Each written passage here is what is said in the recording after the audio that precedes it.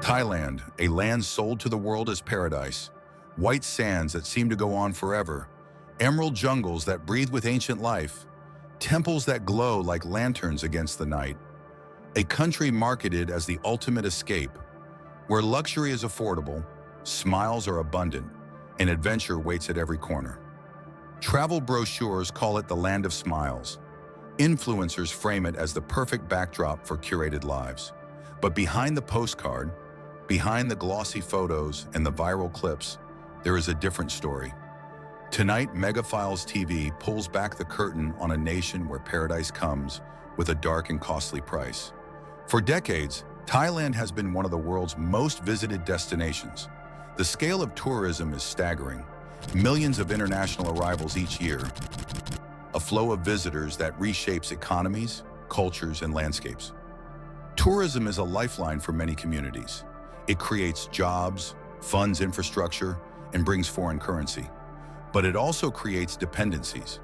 Entire towns and regions have built their livelihoods around the steady stream of strangers who arrive with suitcases and expectations. When that stream slows or stops, the consequences are immediate and brutal. The pandemic showed this in stark relief. Streets that once thrummed with life fell silent, hotels closed their doors, and families who had relied on tourist income found themselves without a safety net. Paradise, it turned out, had been built on fragile foundations. The environmental cost of that growth is visible and measurable. Coral reefs that once teemed with color and life now show scars of bleaching and physical damage. Popular dive sites and snorkeling bays have been worn down by anchors, trampling, and pollution. Beaches that once were pristine are now dotted with plastic and debris. Famous coves and islands, celebrated in film and social media, have had to be closed temporarily to allow ecosystems to recover. These are not abstract problems. They are the direct result of human pressure, of too many boats, too many visitors, too little planning. The damage extends beyond reefs and beaches. Mangrove forests, which protect coastlines and support fisheries, have been cleared to make way for resorts and villas. Rivers that once carried clear water through communities now run murky with runoff and untreated sewage from hotels and developments. The very landscapes that draw visitors are being altered, sometimes irreversibly, to accommodate them. And while a handful of conservation projects and sanctuaries work to restore what has been lost, the scale of destruction often outpaces the efforts to repair it. Animal tourism is another area where paradise exacts a price. Elephants, revered in Thai culture and history, have become a symbol of the ethical dilemmas of modern tourism.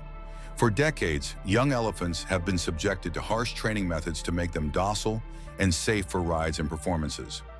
The practice, sometimes referred to by insiders as a breaking process, leaves deep physical and psychological scars. In response, a growing number of sanctuaries and rescue organizations have emerged, offering ethical alternatives and rehabilitation. Yet demand for elephant rides and shows persists, and many animals remain trapped in exploitative systems. The same pattern repeats with other wildlife. Photo opportunities and staged encounters often hide a reality of stress, poor welfare, and commercial exploitation. Beneath the surface of the postcard is another industry entirely, one that thrives in the neon glow of certain districts and the anonymity of late nights. Sex tourism is a complex and painful reality in parts of Thailand. It is fueled by global demand, by poverty, and by networks that traffic and coerce vulnerable people. For many who end up in the trade, the path is not a choice freely made, but a series of limited options: debt, deception, or outright coercion. Some are migrants who crossed borders seeking work and found themselves trapped. Others are citizens pushed into survival by economic hardship. The industry generates significant revenue, but it also generates profound human suffering. The smiling faces in the bars and clubs often mask stories of exploitation, addiction, and trauma. Human trafficking in Thailand is not a marginal issue. It is systemic and multifaceted.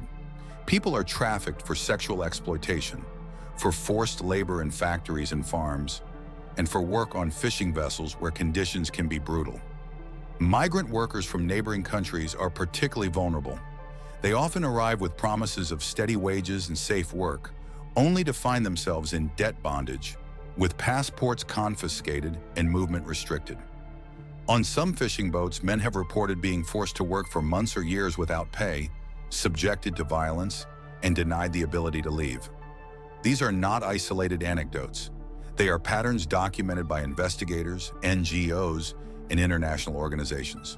The supply chains that feed global markets, seafood, garments, agricultural products, can hide these abuses behind layers of intermediaries and opaque sourcing practices. The fishing industry is a stark example. Seafood caught under abusive conditions can enter international supply chains, ending up on plates far from the boats where the labor took place. Investigative reporting and advocacy have exposed networks of forced labor at sea, prompting some reforms and corporate commitments.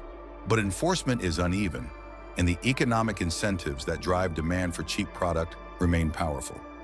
Consumers in distant markets rarely see the human cost embedded in the price of a meal. Economic inequality in Thailand is another thread that runs through this story.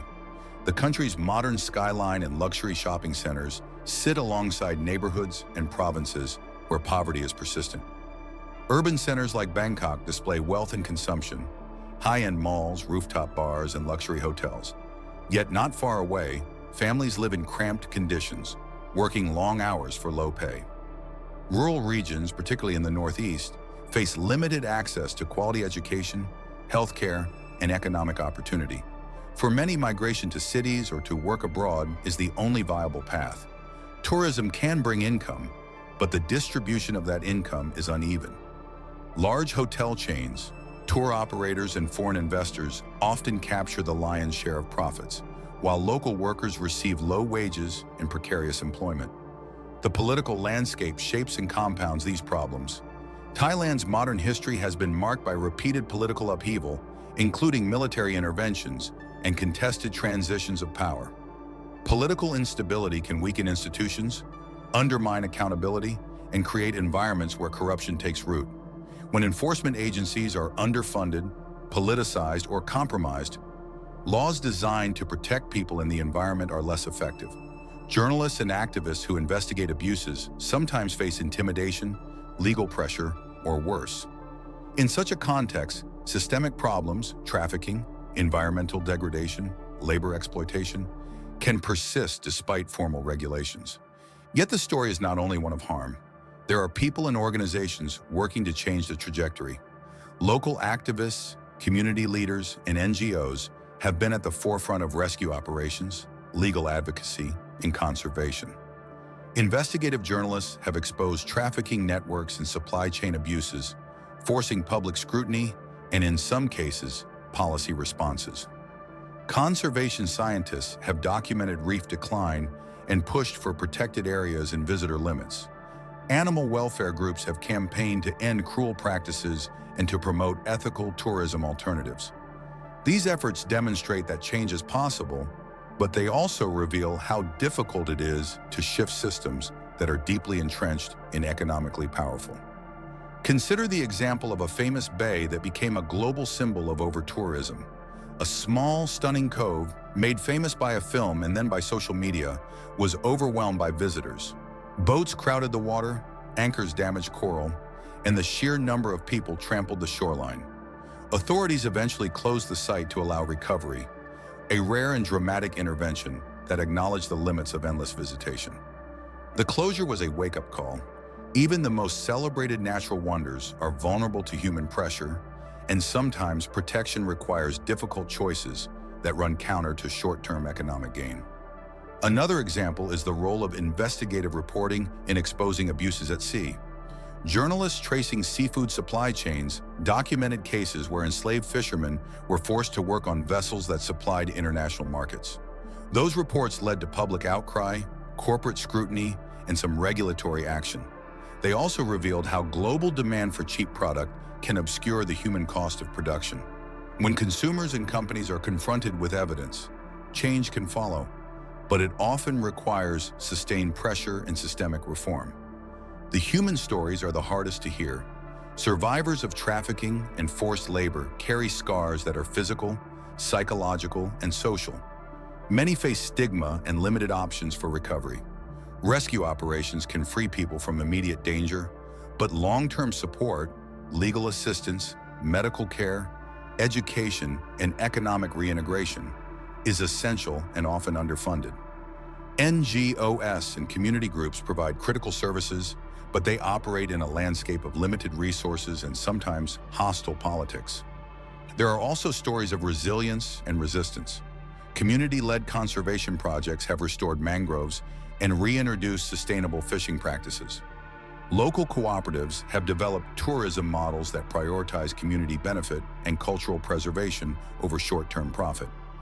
Ethical sanctuaries have created alternatives to exploitative animal attractions, offering visitors the chance to observe and learn without causing harm. These initiatives show that different paths are possible, that tourism can be reimagined to support local livelihoods, protect ecosystems, and respect human rights. But reimagining requires policy, enforcement, and consumer awareness. It requires governments to prioritize long-term sustainability over immediate revenue, to invest in education and social safety nets, and to strengthen labor protections and anti-trafficking measures. It requires businesses to trace their supply chains, to adopt ethical sourcing practices, and to be transparent about labor conditions. And it requires travelers to make informed choices, to ask where their money goes, to favor operators that treat workers and animals ethically, and to recognize that the cheapest option is not always the most responsible one. We must also confront uncomfortable questions about responsibility. How much of the burden falls on visitors who seek cheap thrills and bargain prices? How much falls on corporations that prioritize margins over people? How much falls on governments that fail to enforce laws or that prioritize growth at any cost? The answers are complex and responsibility is shared, but acknowledging that shared responsibility is the first step toward meaningful change. If you are watching this and you plan to visit, consider the choices you make. Choose operators that are transparent about their practices. Seek out community-based tourism that returns value to local people. Avoid attractions that exploit animals or that commodify sacred rituals. Ask questions about labor and sourcing when you buy seafood or souvenirs. Your dollar is a vote. Where you spend it shapes the systems that sustain or harm people and places. If you are a viewer who cares about justice and the environment, there are ways to help beyond travel choices. Support organizations that rescue and rehabilitate trafficking survivors. Back conservation groups that restore reefs and mangroves. Amplify investigative reporting that holds powerful actors to account. Demand transparency from companies and accountability from governments. Change rarely happens without public pressure. If this investigation has opened your eyes, support our work by subscribing and turning on notifications. Megafiles TV brings you stories that matter, and your support helps us keep digging, reporting, and amplifying voices that are too often ignored. Most visitors never see the shadows. They sip cocktails at sunset, they post selfies on the sand, they leave with memories and photos. But ignorance does not erase reality. Every tourist dollar shapes the system. Paradise thrives because the world often looks away. The smiling faces, the cheap massages, the endless parties, all are built on labor, on ecosystems, and on cultural practices that can be fragile and vulnerable. Thailand stands at a crossroads. It can continue to sell paradise at any price, prioritizing short-term gains and external demand. Or it can choose a different path, one that balances economic opportunity with environmental stewardship, that protects the vulnerable and empowers communities, that values dignity over spectacle. The choice will define not only the country's future, but the legacy of a place that has long captured the world's imagination. So what is paradise? Is it simply a place of beauty and leisure, or is it a promise of well-being for the people who live there? Can a destination be called paradise if its people suffer, if its ecosystems are collapsing, if its culture is being repackaged and sold? Paradise is not just a backdrop for a vacation, it is a responsibility. And in Thailand, that responsibility is being tested. Thailand is paradise, yes, but it is a paradise with a dark price. Behind the smiles are struggles, behind the beaches are scars, behind the temples are truths too often ignored. Tonight, Megafiles TV has exposed some of those shadows. The question we leave you with is simple and urgent. When you visit paradise, will you choose to see the truth, and to act on it? This was Megaphiles TV. If you believe the world deserves to see behind the curtain, share this video, leave your thoughts in the comments, and join us for the next investigation. Because the truth should never stay hidden.